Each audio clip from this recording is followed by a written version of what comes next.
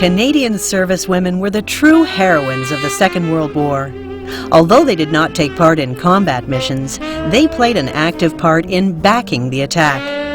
In September of 1939, when the Second World War began, women could enter the armed forces as nurses. That changed in 1941 with the creation of the Women's Division of the Royal Canadian Air Force, the Canadian Women's Army Corps, and in 1942 with the creation of the Women's Royal Canadian Naval Service. Over 45,000 women signed up for duty in the Second World War. Many of these women enlisted against their families' wishes, as some considered women in the military as unseemly.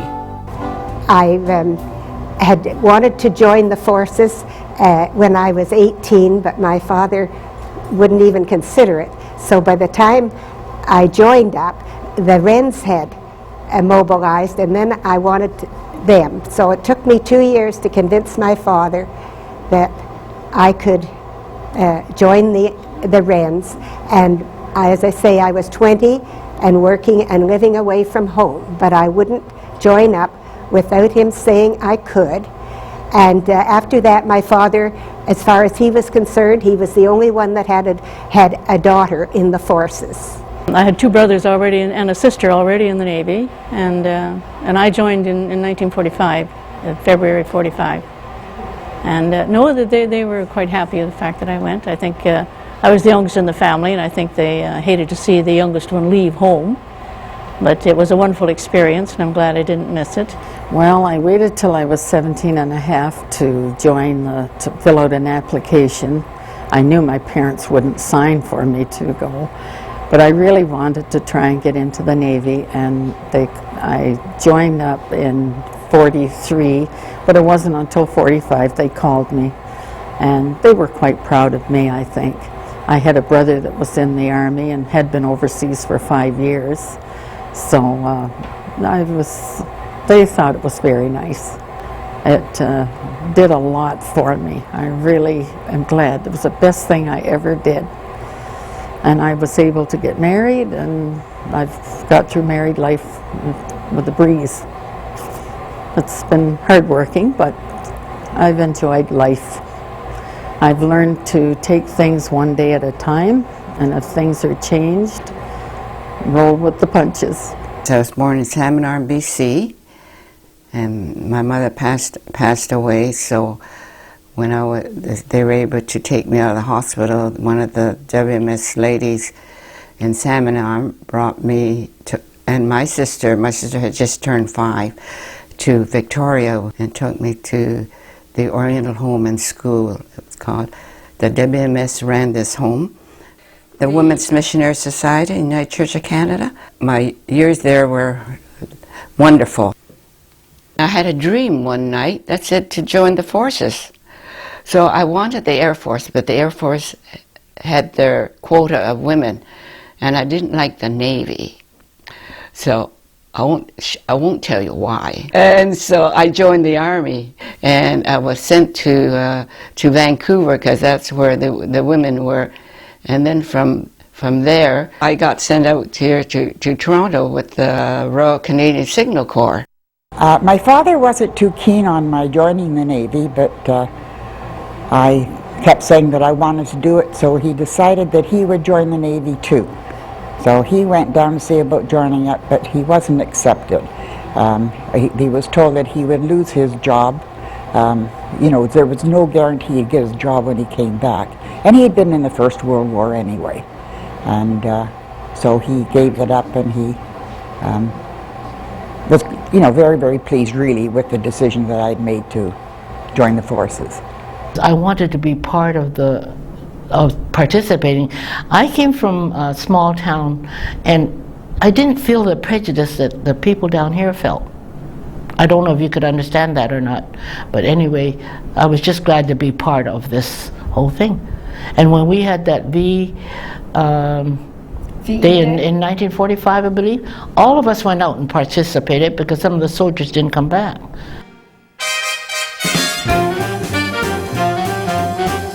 During the Second World War, there was a steady undercurrent of publicity directed toward young women, discouraging them from enlisting in the armed forces.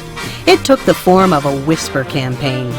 Really nice girls would not do such a thing. It was picked up by the newspapers, not to mention fathers, mothers, and brothers. Servicewomen had the opportunity to learn specialized occupations and become independent, even though they were paid 2/3 of the basic pay that the men received. The benefits of military service were numerous. We were being trained by the men down in High, but when we were sent out to Victoria, to Esquimalt, we were supposed to be relieving the men for service at sea. And so we weren't really working with men, we were just all wrens working out at the station. But some of the poor men that we were relieving only got as far as Ottawa or Halifax. Some of them really didn't get to sea at all. I think it was all a very leveling experience because we all came from so many different backgrounds. We were the last draft of wrens to be trained at Galt. And 75 of us were being trained as dental assistants, and it was a brand new category. And all dentists were Army, they were the Army Corps. So we were here for 3 weeks and took our training with the Dental Corps. We lived in Army Barracks, Trinity Barracks at Harbour and St. George. And every day we were paraded up to the dental clinic. And then when we finished our training, we were stationed in various naval bases across Canada. But I really learned a lot myself being a nurse during the war, and I learned to respect all people, you know, regardless of their age or their nationality or their circumstances in life. And I found I became a better person for having that experience. And it certainly didn't make me feel any better about war. I think war should be averted at all costs unless it's something that absolutely has no other alternative. We belong to the WWCA, and there was a lovely woman there, the name of Laura Fung, I believe, and she got us together to form this Chinese ambulance corps, you know, a group of us. We had a full platoon, and we loved to do our part in the world too. We knew that the boys were doing it, and we wanted to do our part, and it became one of the most well-known group of Chinese women in Vancouver, because we did everything. We learned how to march. We didn't know our right feet from our left foot, but we did march and we did learn the drill. And in the end, we learned home nursing, we learned first aid with the ambulance corps. We learned discipline, didn't we? We learned we had to be on time, and we had to learn to help others, you know, anybody. It didn't matter whether they're civilians or we had to participate in everything, which I thought was wonderful. I was in the Air Force from January 1944, getting out on September the 13th, 1946. I was bugging them all the time, well, especially one. He was a young RAF pilot to take me up. So he finally did. So we went up in the air. We did rollovers, overland, close to the ground. And finally when we landed, I was able to get out of the plane, but I dropped to my knees because of the balance. So that was one of the experiences I had. I think going over in the convoy over to Newfoundland was really my most memorable experience. I had some kind of memorable experiences with parties and so on, because we did have some fun, you know. But going over to Newfoundland, we were set to go on one day, and we waited and we waited and we waited. They didn't let us go, so we we were thinking maybe there's a submarine waiting to nab us, you know, outside the gates. So we went the next day, and it took us nearly 5 days to get over to Newfoundland because we were in a convoy. And it was an interesting experience to look off the deck of the ship and see other ships as far as the eye could see. It was rather astounding to be part of it in real life and not just as a picture. It made it really more real. Well, one of the main things when I was working in Ottawa, and we used to, like if a ship went down, then we would have to write letters to the parents or the wives of the sailors who were lost at sea and advise them of what had happened. And also we used to have to keep a record of you know, the number of people that were there, and as they say, remove their names from the listing. Some of the Wrens that were working there, they would meet a sailor, and he would tell them, of course, that he was single, he wasn't married, so they would come to me and say, well, you check the records and see whether this guy is really single or whether he's pulling my leg. So that was quite humorous, because I had quite a few people question me in that regard. I started off, first of all, you had to do the mixing of chemicals, then you had to learn all the cameras, and then you were in the dark room printing and developing.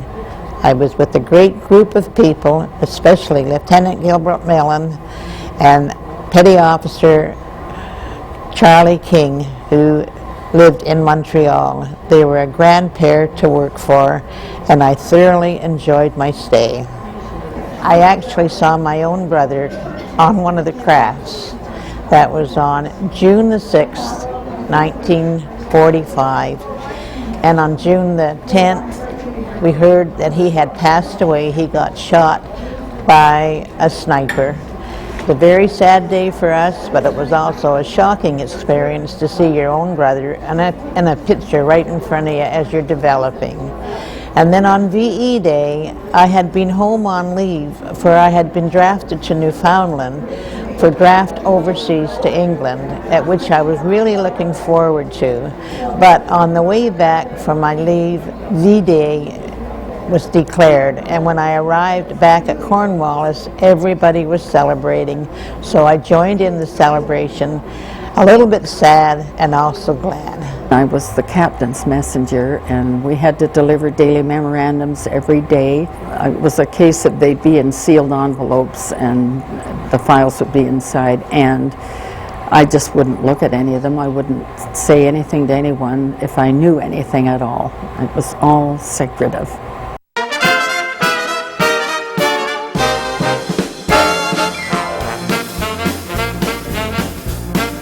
The Women's Division of the RCAF was authorized in July 1941 and enlisted thousands of women.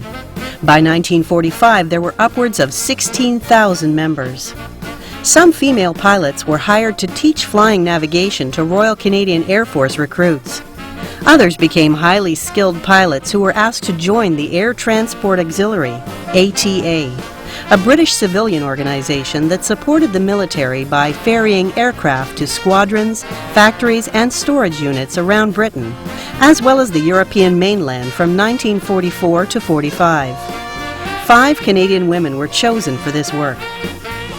Violet Milstead flew with the ATA for 2 years, logging over 700 hours on 29 different single-engine aircraft. Helen Marcel Harrison was the first Canadian woman to receive her commercial licenses, as well as seaplane rating. She also qualified for her instructors in multi-engine and instrument ratings.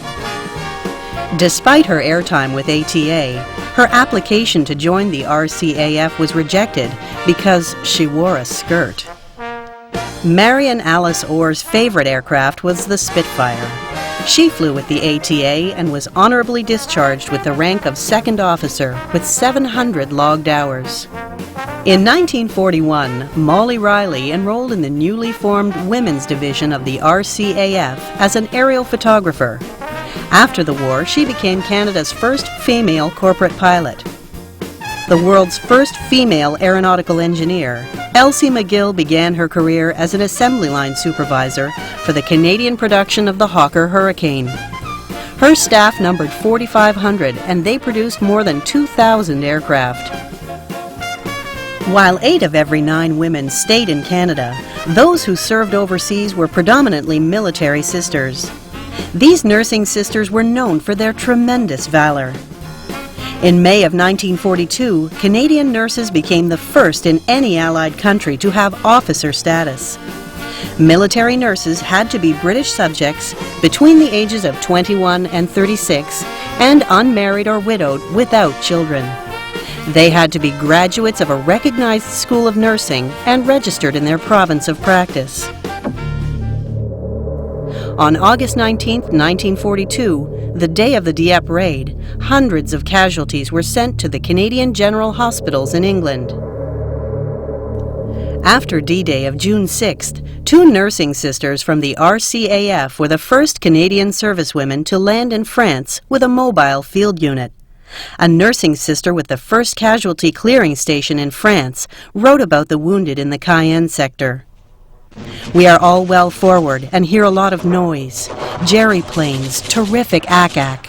A red-hot tracer bullet came whizzing by my tent door yesterday. Made me get down on the floor. Shelling seems so close at times. We work 16 out of 24 hours. All our work is surgery. One wished for 100 hands and 10 pairs of feet, and many more hours in each day. Italy was the worst place. I think everything was bad for our military, but Italy was the first place. Those men were wounded. They were patched up, went back to duty sometimes 3 times. And that was quite tragic, I think, that we didn't have enough support to send them to relieve them at that point in their having been wounded that many times and still having to go back to the front and fight a war. You notice the young ones because they seem to be so dreadfully young that you wondered, you know, how they could possibly survive a war. And I recall I had one patient in Newfoundland, a beautiful young woman, absolutely gorgeous looking, and she had developed tuberculosis. She was in the service as she could have been a Wren. I think she was a Wren. And it seemed such a waste of life, and it was so personal and so present, whereas you hear about people dying of all sorts of things in the war, but you hate to think of them dying from a disease like that. In the spring of 1944, the war was still raging in the Pacific. Racist government policies had excluded many Canadians from enlisting in the Canadian military. Chinese Canadians were not allowed to enlist in the Canadian forces, so some joined the British Army. Chinese who were born in Canada were denied citizenship. They were denied all the benefits of in certain places owning property. They were denied all the privileges of the Caucasians. But they always thought us Orientals were Japanese, and I said, but I'm not Japanese. Anyways, to prove that I wasn't Japanese, I bought myself, they made these wooden pins that said China, and so I bought one of those and wore on my jacket or coat, whatever I was wearing. So when I went out, they know I'm Chinese, I'm not Japanese. Being in the Army, I really enjoyed the Army. There was no discrimination there. I was treated just like everybody else.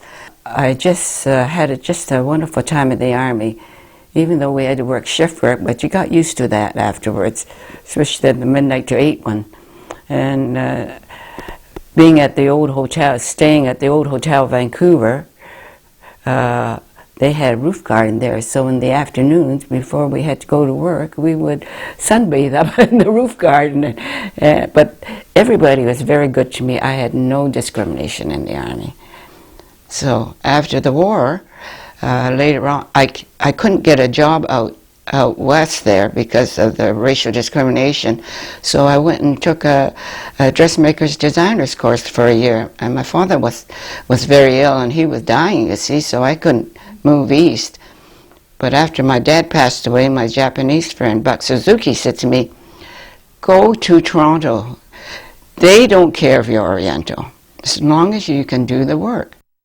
When Madam Chiang Kai-shek was visiting Washington, she heard about us, so she sent a letter. I cannot find that letter, but I wish I could, telling us how wonderful it was to have the only Chinese, even though we were auxiliary and home, in Canada.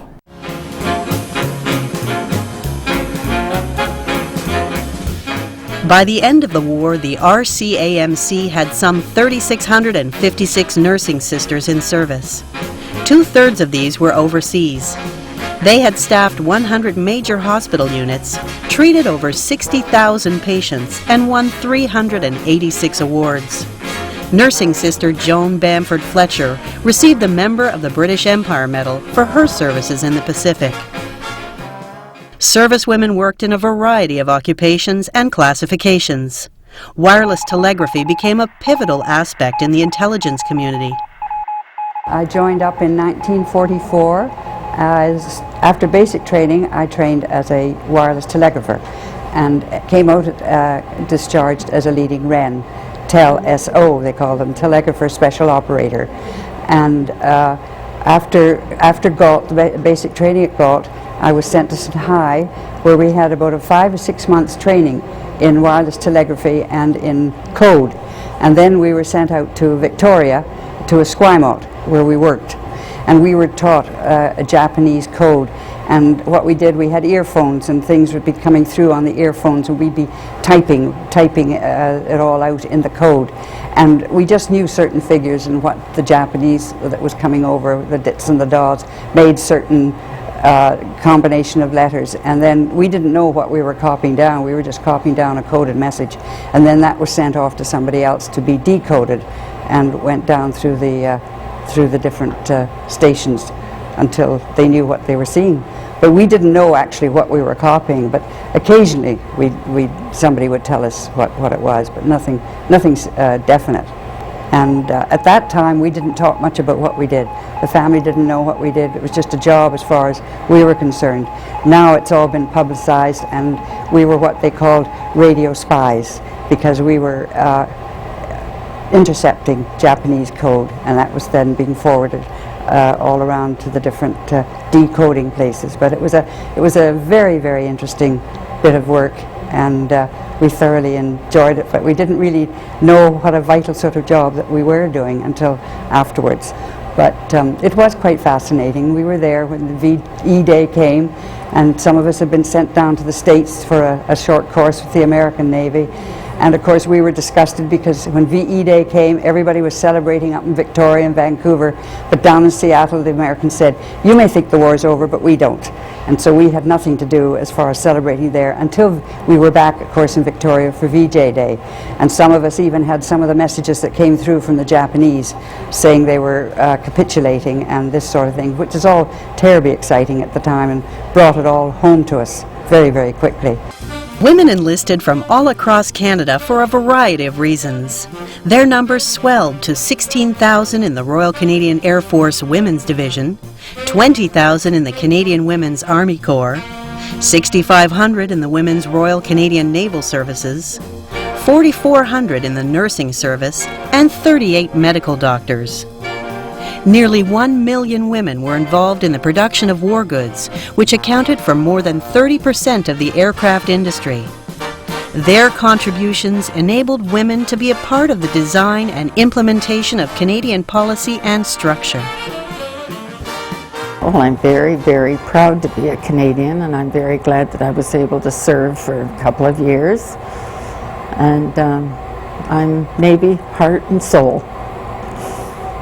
First you take off all your clothes, then you try to touch your toes, get a needle in the arm, and salute and salute and salute. This is something I always felt, that I was a Canadian, and nothing thrills me more than to hear, "Oh Canada." March around that big parade square till you're sure that you'll drop dead, and some night tries to direct you, just in case the CO upsets you. I think once you're a Canadian, born with a strong sort of background and a strong schooling and having served in the Wrens like that, I think it's something that you never forget, never lose. Canadians today benefit because of the honor, duty, and sacrifice of our veterans, both past and present.